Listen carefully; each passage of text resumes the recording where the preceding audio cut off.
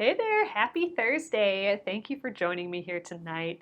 My name is Alyssa Thomas from Penguin and Fish, where we make lovely and quirky hand embroidery kits. And I am here every weeknight at 8:30 p.m. Central Time. And it's a time where we relax and craft together for about an hour. And I work on projects from beginning to end so you guys can be part of the whole process along the way. So tonight we're continuing this little side project that we started, unexpected project we started last week. It's the Triangle Tango quilt from the Missouri Star Quilt Co., one of their block publications. And I have a direct link to this if you wanted to check out the publication. This is our quilt that we're working on. Oh, and you guys, you know what? I was going to put a link to the Granny Square quilt. We talked about that last night. That's a different quilt, the Granny Square quilt that we're going to be working on. I forgot to do that, so I will post when we're done in the Penguin and Fish Crafters group. I will post a link to that pattern since you guys were asking yesterday. But yeah, so we're going to continue on this. So quick and so easy. That's why we're working on it, because we needed a little bit of a break from the Splendid Sampler 2. And I got some amazingly cute fabric, and I needed to make something out of it immediately. So I decided on this pattern for this fabric because it shows off the fabric. Like, this is as big as, I mean, we're not cutting this block down any smaller, so we get to see all of these adorable little patterns. So I'm excited about that. I didn't want to do a pattern where I chopped it all up and then you lose all your cute little characters. So we are at the stage of making those half square triangles. We are using the slotted trimmer for that right now, and then we'll also be doing that other way of doing half square triangles where you sew around the edge. We showed you that a couple days ago. So I have all my strips ready to go for the slotted trimmer, like what we did yesterday, and I'm gonna continue on that today. I'm hoping I can finish cutting this out and get started, press it, and then get started sewing those squares that we need to sew up. There's 168 half square triangles if you do the king size version of this quilt, which I'm doing. I had just enough fabric to do that, so we're using it up. So that's going to be pretty big, and 168 blocks we have to make yet. So this strip is actually my leftover fabric because I didn't have enough fabric to make enough squares for this. But with these strips, I'm going to end up having enough half square triangles. So check out some of the older videos if you want to know all about that. So I'm gonna flip you guys over and we're gonna get started. I want to cut this up. Oh, Gretchen, you like that dandelion fabric? Yeah, I got that from, I think that was a Moda fabric. Oh, the Dandy Annie, right? Dandy Annie. I know, that fabric was so pretty. I don't know what I'm going to do with that fabric yet. So I do still have some extra fabric that we'll end up with. You know, I'm not totally getting rid of all the fabric I bought by making it into something. But I'll use it for something at some point. All right, so these are strips, and we've sewn the white fabric to the pattern fabric. The white fabric's a little shorter, so I'm going to put that at the top. See, here's the end, so I can see what I'm doing. We sewed on both sides. I already pressed it, and now we're going to get the slotted trimmers, and we're going to start cutting our bits here. And I'm going to have one leftover triangle when we're done here again. Half square triangle again. Same as last night. For each strip, can't talk and cut at the same time, but for each strip, I will have one extra. So I'll have to do something with that. So I'm going to actually take the one extra out right away so I don't accidentally add it to the stack. I'll press it when we press all the rest of them. Oop, there's a scrap. All right, so I'm going to just start making a stack of these. I'm going to cut them all up, and then we will I'll press them all at once later. I'm kind of at the stage now that I'm doing one step at a time. I'm not I'm not doing more than one thing. Unless you guys trick me into it again. I cut a bunch of these up last night, and we decided to press them, the couple that I had, so we could see what they looked like. So, so we stayed a little later and did that, which is totally fine. I'm gonna have a couple little bitty dog ears doing this. So we only have 4 of these strips left, so we've already cut 3. So this shouldn't take that long tonight. I'm hoping we get these cut, we can press quickly, and then get started on sewing the next those blocks, those squares, the 10-inch squares. It's funny, I'm so used to shushing the little excess, the scraps, out of the way as I go, but now I'm wearing this glove, so whenever I shush it, I'm moving the whole thing because it has grippers. Oh, Gracie, I can't read your entire comment. You're wondering how, and then I can't read the rest of it when I'm live here. I just started this. We are still, if you're asking about why we're not doing the Splendid Sampler 1, or the Splendid Sampler again, we're just taking a little mini break. So we've only been working on this project since Friday of last week. The little half end. Oh yeah, I could do another little extra half square triangle. So yeah, so with this I could sew and then have another half square triangle. I'm just leaving it all as scrap right now. I do have a couple larger pieces for scrap. I will use it all up. I'm not going to get rid of it. I'll probably actually use them on this project. Lately I've been liking to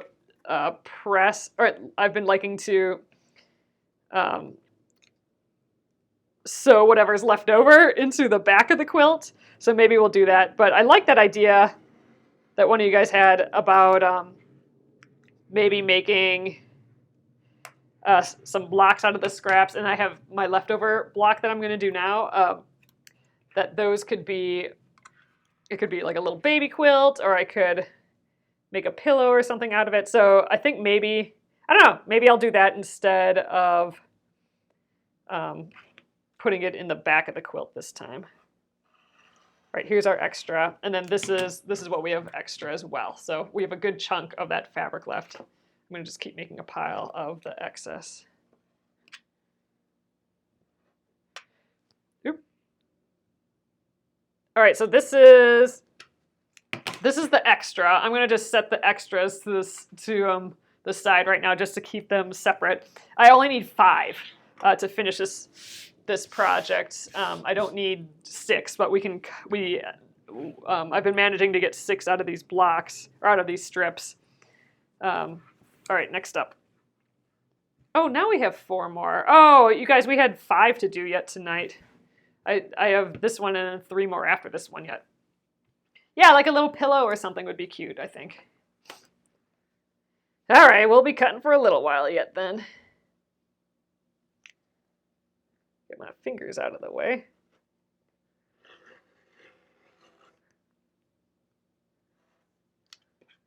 All right, that's my scrap.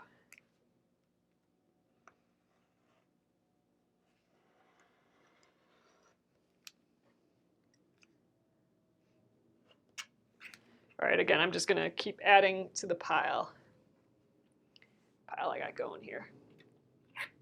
Will you do any embroidering sew-alongs? Absolutely, Gracie. I will absolutely be doing some embroidery sew-alongs, and I want to do one of those soon, actually. So keep your eyes open. I will definitely do some, and I like kind of peppering them in embroidery sew-alongs or stitch-alongs while I'm working on other big projects, kind of like the Splendid Sampler 2. So we'll definitely do some of that coming up.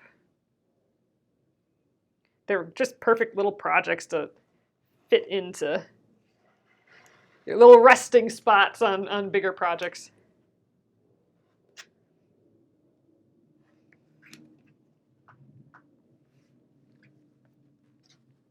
Scraps are getting away from me. All right. Oh, Pat, you'd like to do embroidery too. What method is faster? Sewing the strips together around the squares. I am not sure. I have not timed that. I have timed that the slotted trimmers is a little bit faster than using the block lock rulers. However, not by much.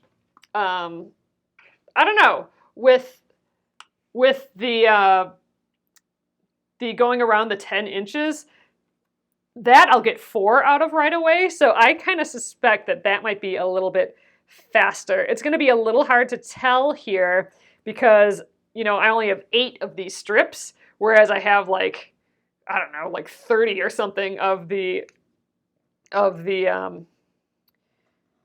squares. 32, I think. So it won't be, you know, an apples to apples measurement. So we're going to get almost 4 times the amount. Oh, Jennifer. Music's too loud. Remember when we used to have music on in the background here? That was nice. But my YouTube videos kept getting snookered because, you know, licensing and stuff. I couldn't just have music on in the background here. So that was a bummer, but that was a nice little relaxing bit way at the beginning. When I first started doing these live shows here on, they were actually on Periscope. It was before the normal folk like me could use Facebook Live. It was back when only like celebrities could use Facebook Live.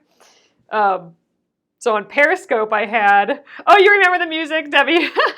On Periscope, yeah, I had my iTunes going, and or not even iTunes, it was like Pandora or something, and had a little candle going.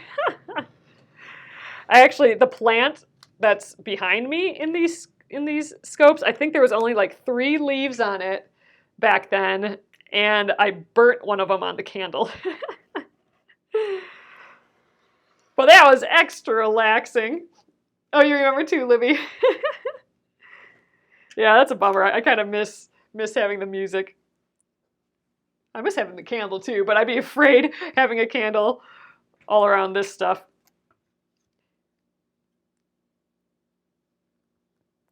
Speaking of candles, let me know what you think of this idea. This is totally, I'm not doing this right now, but it's been kind of in the back of my mind that wouldn't it be kind of fun to have candles? I mean, maybe these already exist, but candles like especially for crafters so you guys can have, you know, some yummy smells on while you sew, and they could have like cute names like, you know, I don't know, half square triangle, lavender or something. You know, I don't know. That's obviously silly, but a stupid name.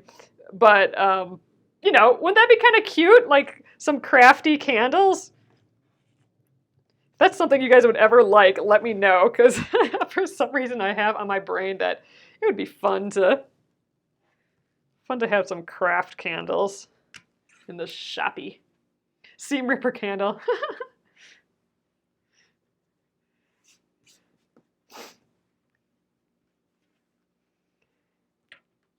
We'll have to come up with some clever things.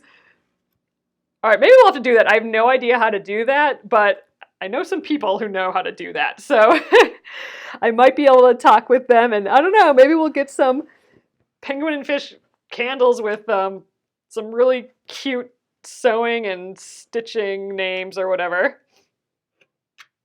with some pretty smells. So that's pretty random. Cussing candle, there you go.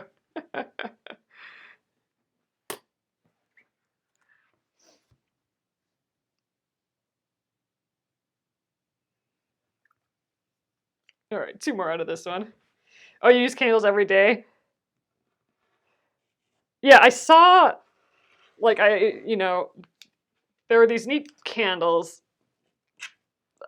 that were really small that I saw once, and they were almost like travel candles. Like you just, like they're in a little tin, and you could just screw the tin, and then you could travel with them too. So you could bring it, in a hotel or something, or wherever you want. Wanted yummy smells. Thought that was just a really nice size. You could use LED light candles. Oh, that's fireproof with vapor for fragrance. Oh, that'd be interesting, Noeline. Speaking of t-shirts, we were just talking lately. Someone mentioned t-shirts here. I didn't see that it went on by, but I recently got a sweatshirt that I really love, and I was thinking it'd be cool to do like craft versions of those too. So it's just like, it'd be fun if it just said like happy crafter, kind of almost like a sport team look, but just simple, super duper simple. I don't know. I was thinking about doing some of those too. Oh yeah, Jenna, that's not a good idea then. I don't know. So many ideas, people. But yeah, I definitely think it would be fun. I don't know how to do it, but some crafty candles and some crafty shirts would be kind of fun.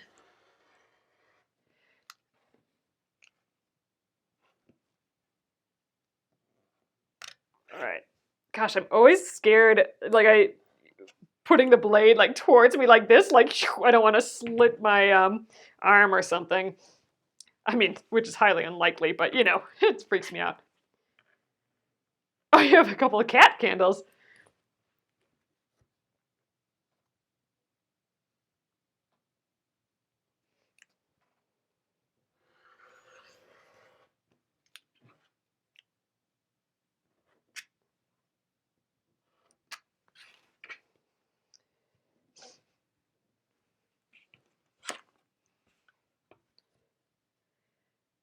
Alrighty.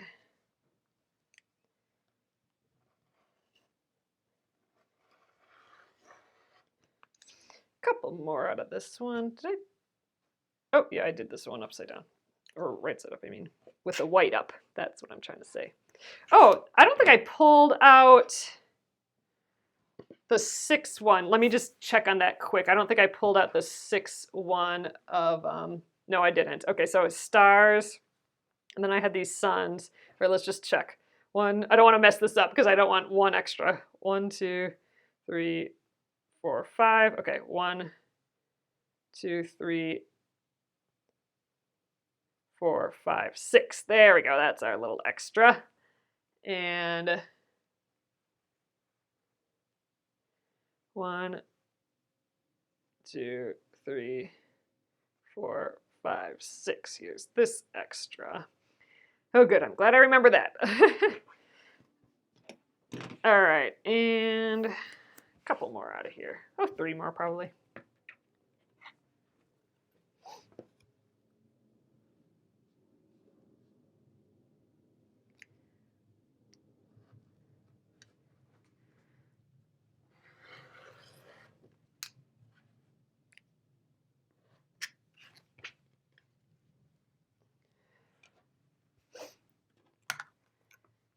And 2 more.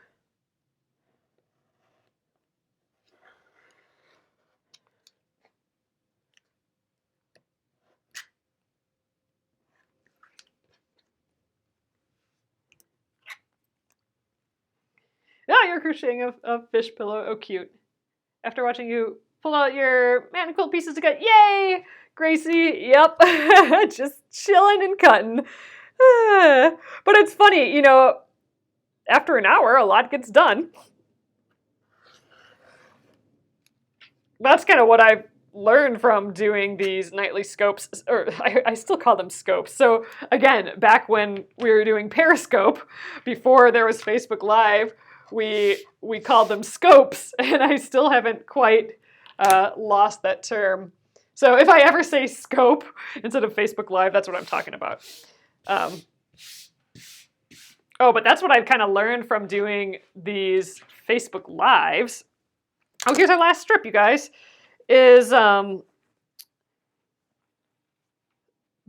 a lot gets done if you do like an hour every evening like this. A lot gets done. So I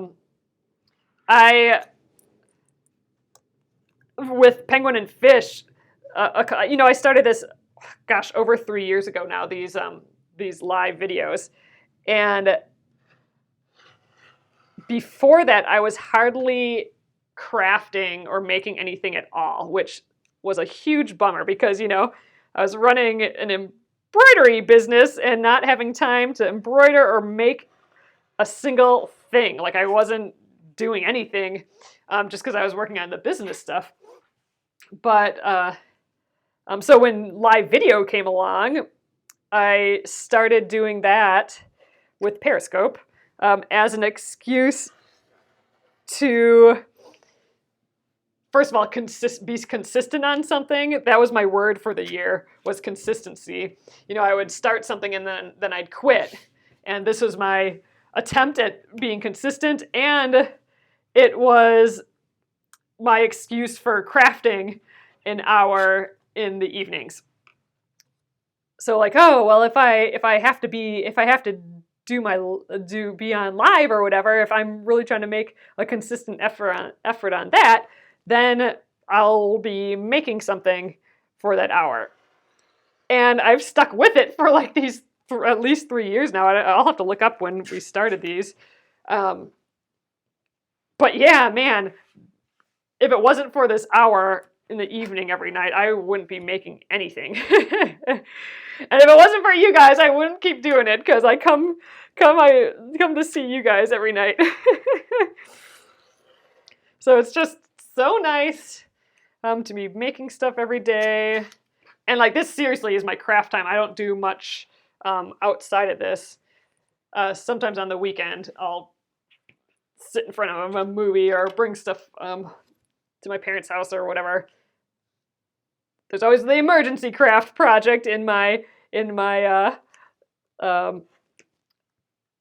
my purse in case I'm stuck somewhere and need to an emergency craft.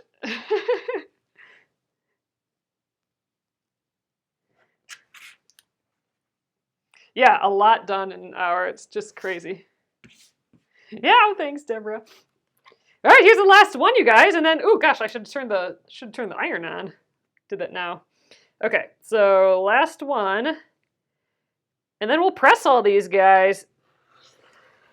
In theory, I could wait till we're done with the square ones to press, but I'm considering the pressing as part of this part of the project. Okay, and this guy is one of our extras. I'm going to do my extras first. So here's my stack of extras. I just want to put those aside just so I don't mix them up. So let's just count just to make sure. 1, 2, 3, 4, 5, 6, 7, 8. Yep, 8. I should have 8 extras, and I do. Great. So I will have, there's 8 different fabrics, so I have 8 extras, and there should be 5 of each of these in this stack. And then once we're done pressing, our strips are done, and we can work only on the square ones. So we'll do that next. I think I'm gonna iron right on here. You know what? Let's actually, I don't think I need the cutting mat anymore either. Let's just shush that to the side. All right, let's press these. So again, let's do the extras first. So I'm gonna put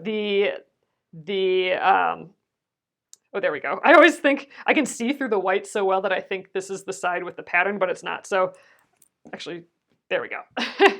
So I want to press towards the pattern. So the seam goes towards the pattern. So you can kind of see here it's folded up towards the pattern. I just want to be consistent. I don't think it really matters for this project, but typically you kind of like, especially when there's white on the other side, you want to press it away from the white because you'll be able to see that seam through the white. So I'm pressing it towards the pattern side.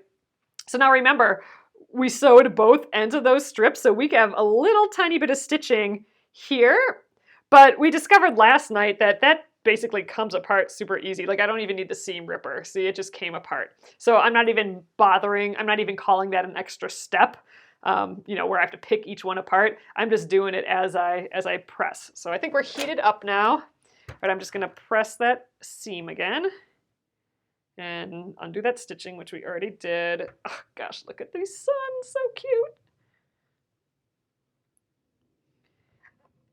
Yeah, so this is different than the pattern calls for too. So remember, the pattern calls for a layer cake. So a layer cake is a stack of 42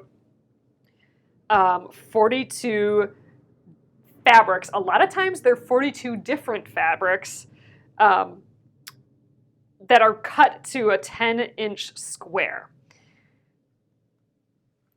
So we only have 8 fabrics. So the picture that was in the book of the finished quilt was really colorful, tons of different fabrics.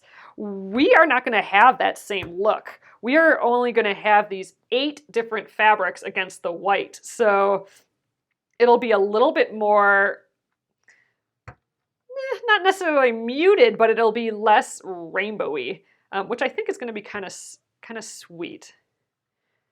So that I'm interested to see how different that's gonna look compared to the example quilt.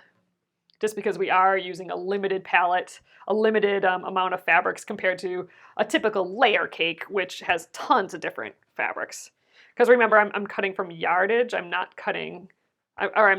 using the layer cake, the 10-inch squares that were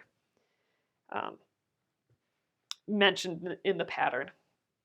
You like the sunshines on the white background? I know, they're just cute. So we will be sewing a pile of 10-inch squares as if it's a layer cake, but I cut those from off the bolt here, or from my half yard cuts that I got. So that's kind of like a layer cake, but we made it ourselves. So it's still just of those eight fabrics. Ugh, that guy's cute too. They're all cute. All right, I think that is it. Again, oh my God, look how rainbowy and silly they look together. Oh, it's gonna just be bright and happy still. But it's not super rainbowy, you know what I mean? Like it's just kind of, it's basically grays and blues, like some muted grays, some really dark blues, pops of yellow. And some cream, and then we got teeny pops of these reds and greens and stuff. It's really kind of a muted palette. So this is a general look of what the quilt's going to be like. This is every single fabric. So it's just going to be multiples of each one. So there's 8. So take 168 and divide it by 8. That's how many of each. Oh wait, I think I missed one in here. Yeah, that little white sun as well. So 2, 3, 4, 5, 6, 7, 8. Okay, yeah. So I'm going to set these aside. I'm going to actually put them behind me. I don't want to put these into the quilt. These will be my extras. So that'll be like what I don't know, do a pillow or something out of. This, however, is our real stack. So we'll have a whole pile of these going right now. All right, let's get going. Flip them over. Yeah, I kind of laid them with the white up on each of them, so if I flip them over, then the darks will be on each, which will make pressing a little bit easier. Yeah, soft, pleasing, and cheerful. I like that.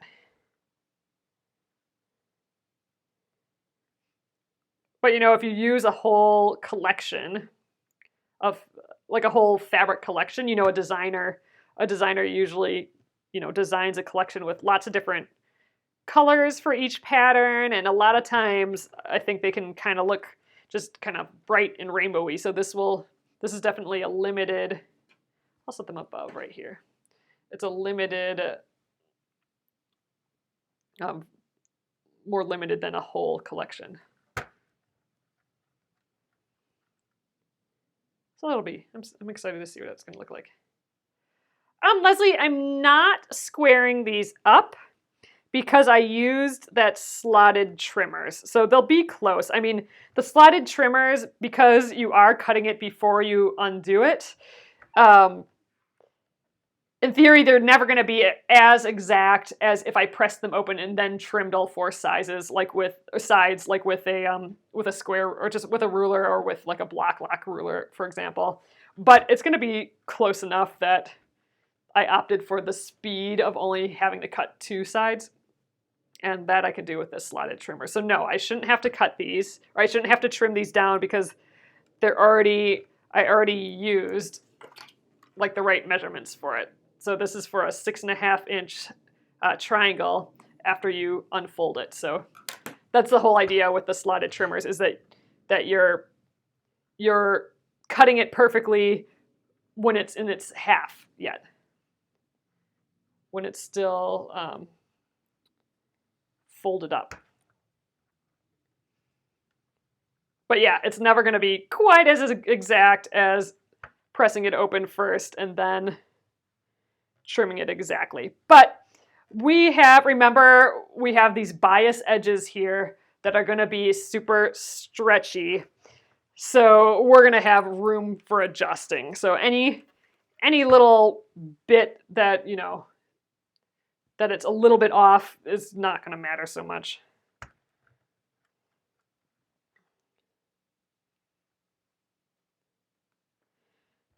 So I'm already thinking ahead of like how to put these in the quilt.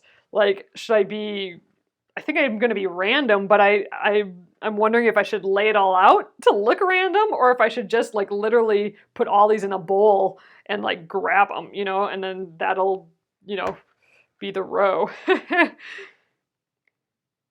I'm not quite sure. I don't really want the same pattern next to each other, but like one block with the sun being next to another block with the sun, but I'm not really sure I'm gonna totally get around that. I don't know. That's thinking too far ahead, isn't it? We gotta sew our strips to these first. You think I should lay it out, Kay? That'd probably be the smart way to do it. The other reason I'm thinking is that I don't really have a good place to lay it all out,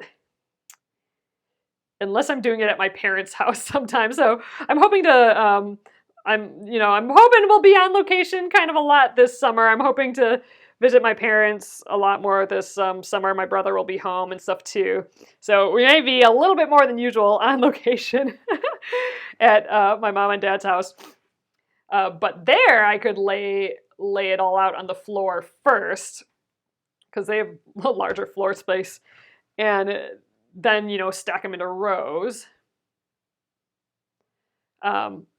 If I didn't do it that way, if I just was completely random and just kind of grabbed as I go and just try and, put one row out kind of on the table here and just make sure that I don't have items that touch, or I mean like a sun next to a sun.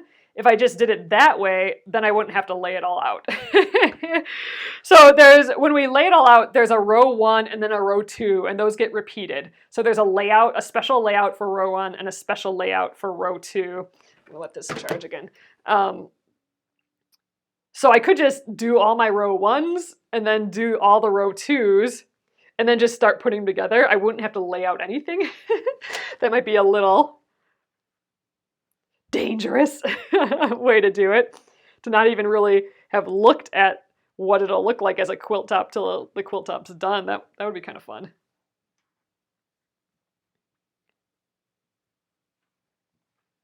Oh, yep, we'll have some singing frogs and Chad the kitty. Chad the kitty this summer. Oh, Chad, maybe I was talking about this. I feel like I've been talking to everyone about this. But Chad is a total outdoor kitty. Like, he was a stray cat. He may have been an indoor cat at one point, and he just, when he was younger. Like he was definitely skinnier and younger. He's a much bigger cat now. Not, I mean, in size, but his face is bigger. So it must have been like a juvenile cat when we found him, and he was scared and all this stuff. But he's totally an outdoor cat. Like he lives outdoors. Even in the coldest of the winter, he lives outdoors. He just finds warm places to go and stuff. But it's so cute. He's totally a people kitty too. But he switches. So whenever he sees people, he's like, oh, now's the time I'm going to get pets and I'm going to go by these people. But he has a transition. So whenever he sees people and he starts walking towards you, he'll stretch. He'll have to stop and like downward dog. Like he'll have to super duper stretch out. And then he's okay. Then he's in people mode, which is just so funny. And we've had a few cats, and he is the only cat that willingly, without prompting, wants to be in your lap. So if you're sitting, he will come up to you and he'll want to sit up on your lap and then, just put his head down and be scratched on your lap. So we would make all the other kitties. We would just take them and put them in our lap. But Chad wants to be in your lap, which is just so funny. Especially for such an outdoorsy kitty. Anyway, Chad's so nice. I love him. But yeah, so if I'm visiting my parents some more, we'll get to see lots more Chad. Hopefully. I know, I need a portable design wall, but you guys, I don't even have any wall. Like, I wouldn't be able to even set it up anywhere. So, even with a portable design wall, I really don't have much space for anything, and definitely no wall space. Yeah, exactly. My home's small too. Leslie. Oh, Tuxedo Tommy, you have a stray cat that adopted you. Yeah, it's definitely, after he wasn't scared of us anymore, which took a lot of coaxing. And he's still kind of skittery at loud noises. Like if he ever goes deaf, he'll be a totally different cat. But he's definitely adopted us, for sure.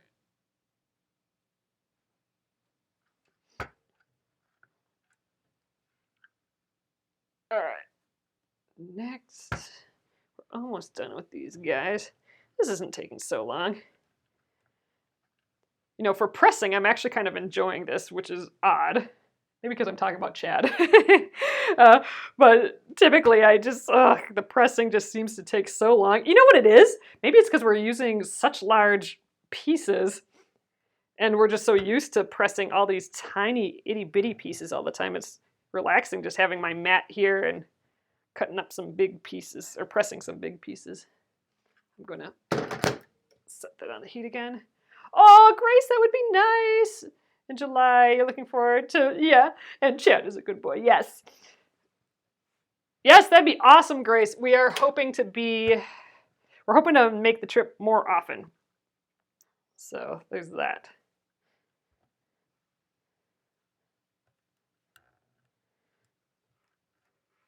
It's just that 5-hour drive, even though that's not really all that much and we can do it in a day and it's just totally fine. But that still wipes me out. I don't know what it is, but I'm just zonked for the whole next day after that 5-hour drive.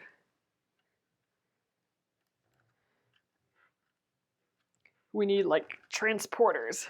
Zap ourselves there. Oh, you have a cat that is deaf. He isn't scared of anything. He's a lap cat. We had a cat named Kitty, and we think that she went deaf because all of a sudden she started meowing just really loud and scratchy as if she couldn't hear her voice. But she was never really jumpy. at things. This is really the only cat that's been super jumpy at noises.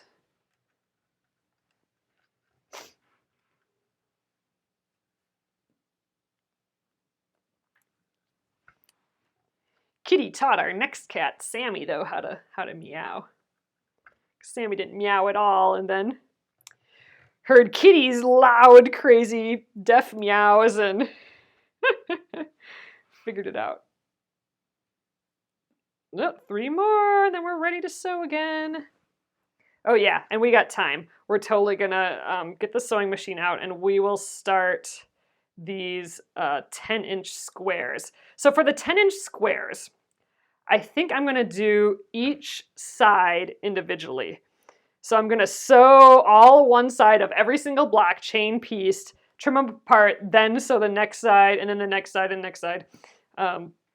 You know, like the factory style, like how we were doing yesterday, just all one motion before moving on to the next motion. I think that'll be a little bit easier than turning each one. That'll like hold us up a little bit. I think we'll be a little faster just doing all the straight stitches at once.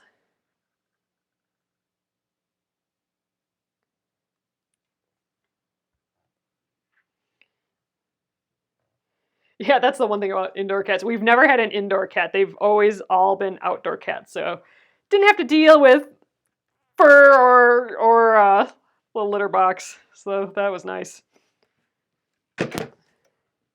All right, we got our stack started here. So this is the beginning of our 168 blocks. Actually, and then we have the ones from last night as well. So here we go. Here's the start of our stack. It is barely anything so far, but I did put them all in the same direction again. So later, when we just grab them to sew the sashing bits on, it'll be easier for us to grab. So all right, let's get the machine out. Scooch this over. All right, don't need this guy anymore. Bunch of scraps and fuzzles everywhere. All right, I have the machine just turned right here. And I have my adjustable sewing table. Plop that guy on. I did change the colors in my thread. I'm using kind of a gray color now. I think that's it's gonna look totally fine. And I was just realizing, oh, I probably should save that other color because, oh shoot, we gotta press these. Let's do that first. Because I'm doing all that quilting for the Splendid Sampler.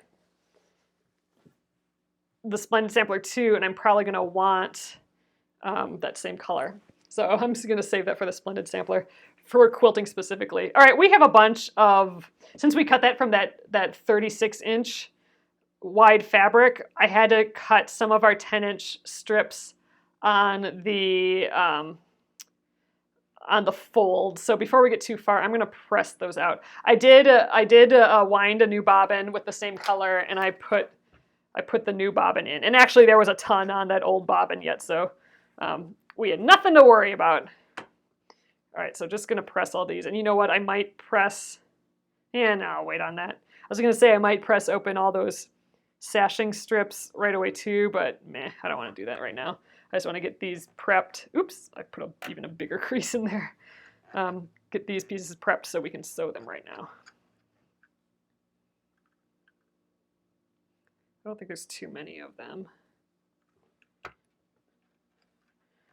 Should go pretty fast here.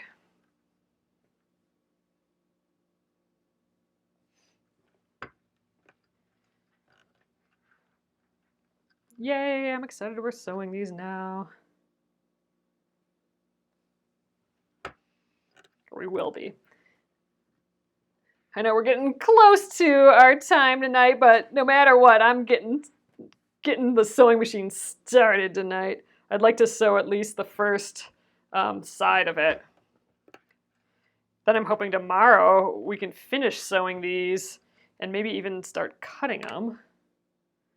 Or even more than just start. If we could finish cutting them, that would be even cooler.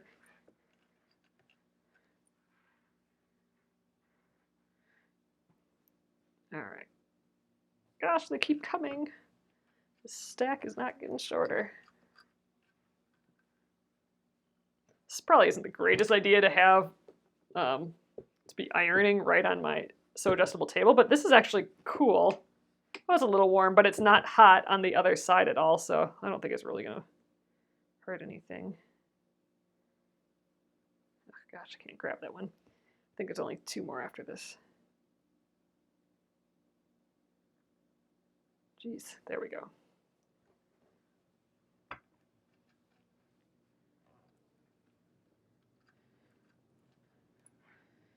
All right, a couple more.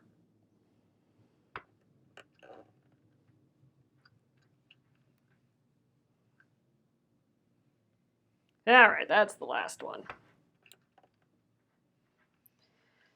All right, we're good. Let's, I'll just put those guys on, we'll throw them on the bottom so they get a little bit more pressed before I sew them. All right. Oops, missed one. That one's gonna go on the top. So we got our two stacks here, right? We got our pattern stack and our white stack. So right sides will go together. You know, these will be trading off because we cut them folded, so I'll have to keep flipping them.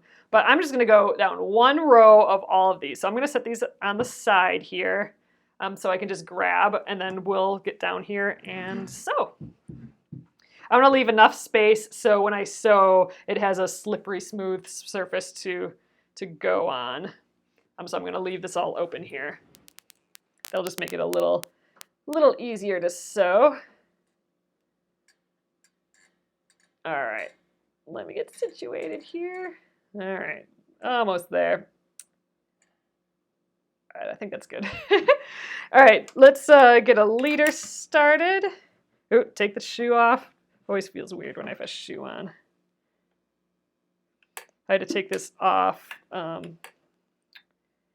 when I switched thread colors.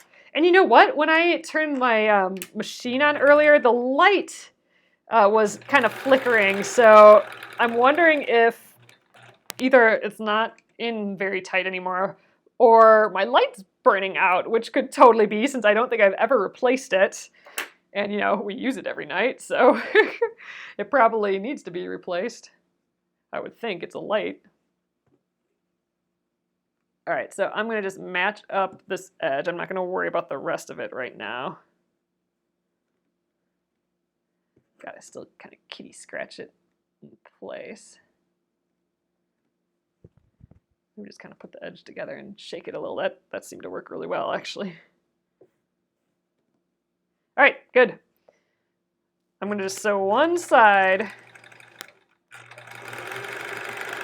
And we can go supersonic speed again. So I think, if I remember right, I think we have 32 of these, which is kind of a lot. Oops, how did I do this? I did this one first.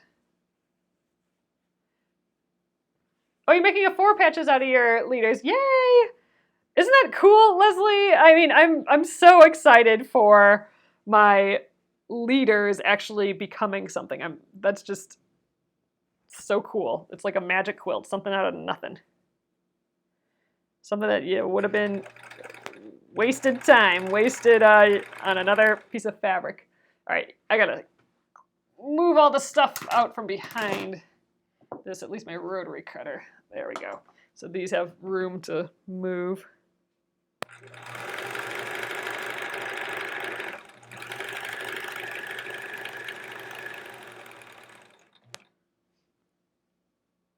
All right, so we'll just chill here for the next 10 minutes and sew these guys together. Actually, this holding the 2 ends together and kind of shaking it out has really been, the last 2 that worked well. Again, it's been a while since using all this big pieces of fabric, right? Splendid Sampler, it's all teeny tiny fabric. It's easy to put edges together.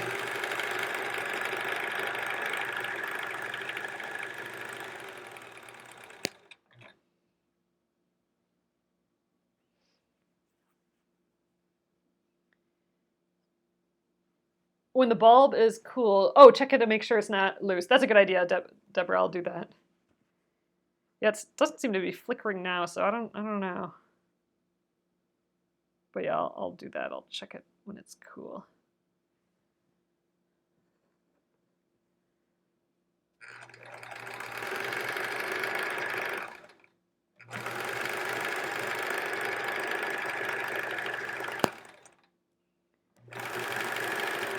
I feel like since the Splendid Sampler projects, I am aware of my sewing a little bit more in the sense of sewing straight. Like I am trying to, like I'm paying more attention to it. Usually when I always had these big projects, I would just like zoop down the side and whatever. But I am really trying to be mindful, I guess. More mindful than I used to be.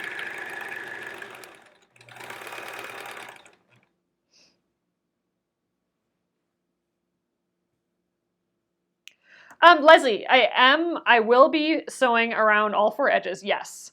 But right now I am only sewing the one side because I'm doing this process where it's just, we're just chain piecing and getting just like one part of the process done at a time. Overall, I suspect this is going to go a little faster than me going around, because I would have to, I don't know, snip them each time because it would be too bulky to go around with some hanging on it yet. Like I wouldn't be able to chain piece, I don't think, if I'm going all the way around. And this is actually going to be the hardest side because this is the side, the first edge is the one I have to match up. After that, they'll all kind of be laying in place already. So yeah, so this will take the most amount of time, this one. I know I don't have my business card here. That would be helpful. Luckily, I kind of know where this needs to be for the 1/4 inch, but yeah, having the business card. I usually have a business card taped here. I still haven't put that back yet. I need to find some different tape for it. Oh God, phew. I was paranoid for a sec there that I sewed a pattern piece to a pattern, not the white, but I didn't, so good.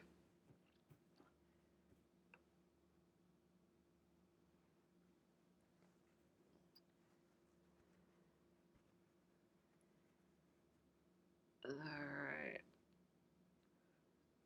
right. Oh, Terry, I think I missed, it looks like you guys are talking about needles and thread size. Yeah, it all kind of depends on 3 things. You know, you got to think of like the trifecta. So it's needles, fabric, thread. So you got to consider all of those. And where I would start the consideration is what fabric are you stitching? That's going to determine the other 2. So like, for example, if I was if I was sewing like a sweatshirt, that's like a stretchy knit fabric, like made out of like a jersey fabric, a knit jersey. So for that, I would use a different needle. I would use a needle that's not sharp. I would use like a ball-pointed needle. Is that what they're called? You know, it's a jersey needle, but it's not. It doesn't have a sharp edge. It's a rounded edge, so it doesn't cut through all the knit stitches, because then it'll start unraveling. So in that case, I would do that. We're just using quilting weight cotton fabric, and some muslin. Like the white is cotton muslin. So I'm using I believe it's an 80/20 needle, and I think it's actually a Microtex needle, but that can be used with lots of different fabrics. So that's why I'm using it, because it's flexible. So, and I'm using an 80/20 because it's not too big in size that it'll make really big holes in my fabric, but it's not too little that it'll just like break if it gets snagged on a seam or something. So that's why I'm using that size. So a smallish size, but not too delicate. And then you gotta choose your thread based on those two things. So if I use really fat thread, which would be really decorative and pretty, but the fat thread, like a size 12 thread, for example, that's a kind of a fat embroidery thread, almost. That would be too big to go through the eye of the needle. So it's going to get frayed and it's going to scrape on the needle and it's going to want to break. So you need to use thread that's thin enough to easily go through your needle, but also that can handle your fabric that you're using. So I'm sewing cotton fabric, so I'm using cotton thread. I think there's a little bit of a debate around that, like if you should use the same material as what your fabric's made out of. Some people think polyester thread is stronger, so that will hold everything better together, but other people think that you should do the same material. Like if your fabric's cotton, you should do thread that's cotton. I don't really have an opinion because I don't know scientifically or like experiment-wise what technically is better. I mean, you know.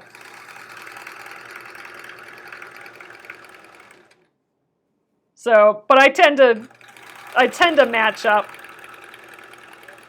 thread.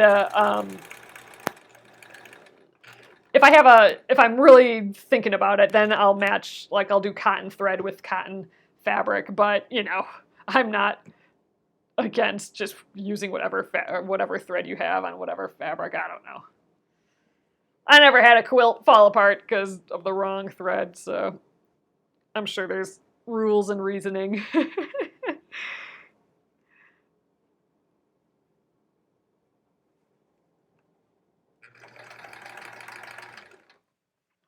So yeah, so you just kind of have to think of that trifecta. The fabric first, what are you sewing? Then the needle that will go with that fabric, and then the thread that will go with both the fabric and the needle. Exactly. Jennifer says, when I started over 50 years ago, we just use any needle and thread. Yeah, exactly. You know, it's getting so specific. If something like that is like wondering what to use, I know people can get really hung up on that. And I did too when I didn't know anything, right?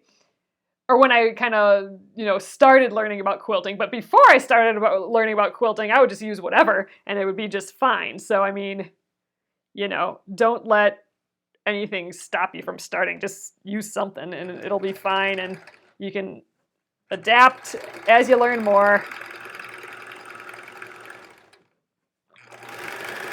That's with all this stuff. And, that definitely shows, I think, at least during the first Splendid Sampler that we worked on like that I learned so much along the way. Yeah, we didn't change our needles very often either. Now I'm changing the needles a whole lot more. I don't know.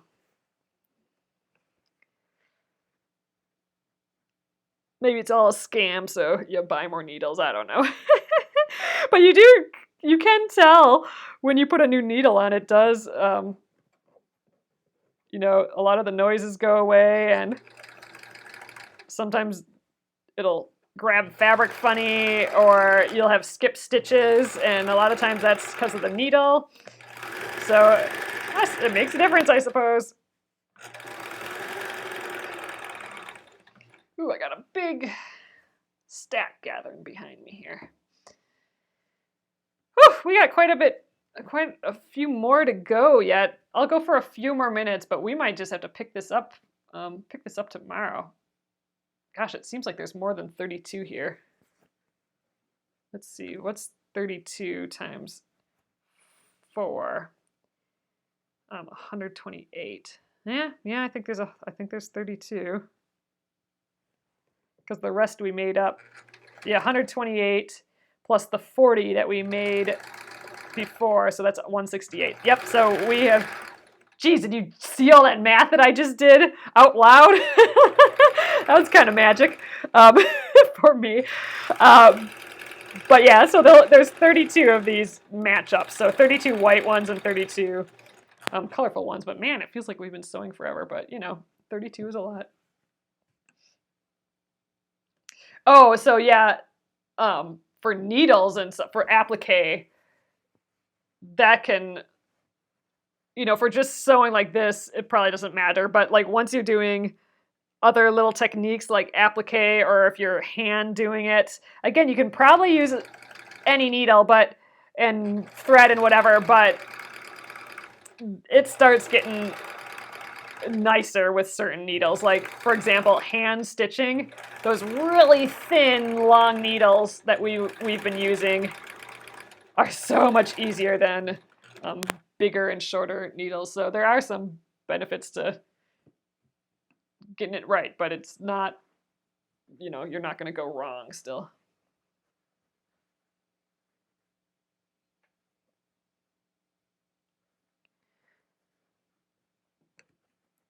They also say not to use like vintage thread, like thread that you get like from an estate sale or something, because it might break because it's a little older. But when I started, I used all that too, so I don't know.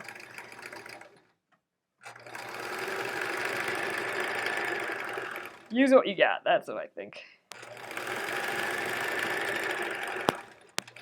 And then try some things that other people are saying and see what you like better. Let's see. I have maybe 10 more of these to go. Ugh, maybe a little more. Actually, it looks like more.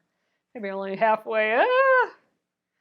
Seems like it's should go a little faster, but I think the other sides, like I said, will go faster because I'm not going to have to match them up as much as I'm doing this first edge.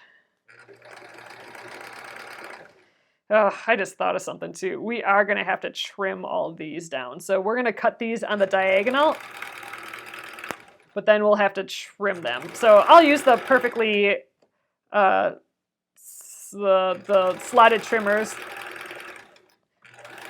to trim these down, but another step I forgot about. I hate when that happens. So yeah, so I'll probably trim them all first and then I'll press them. I won't do an extra pressing step.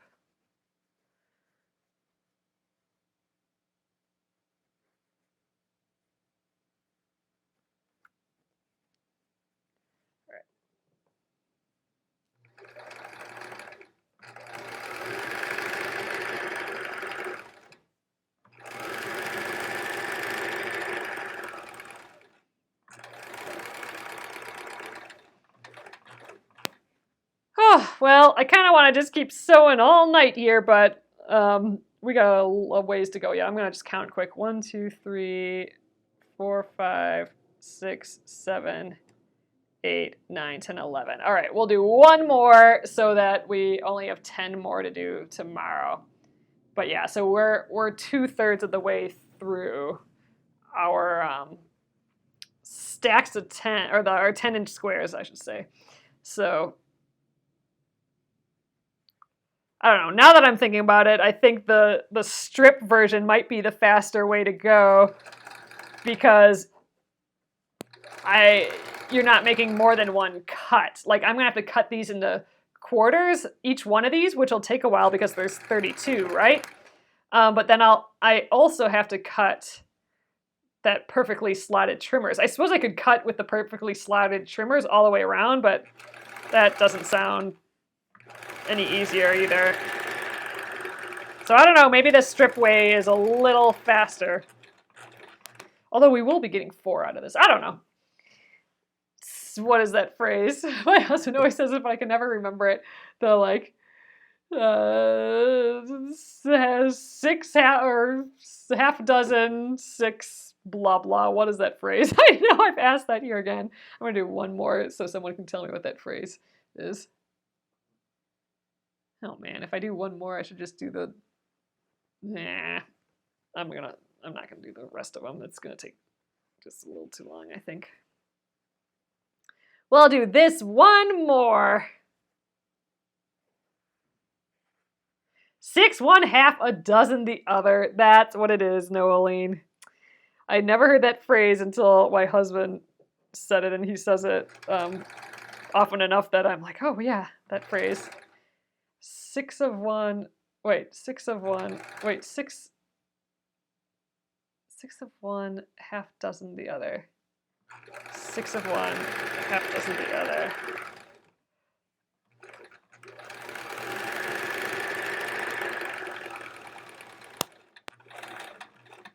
All right, I think we're gonna stop there.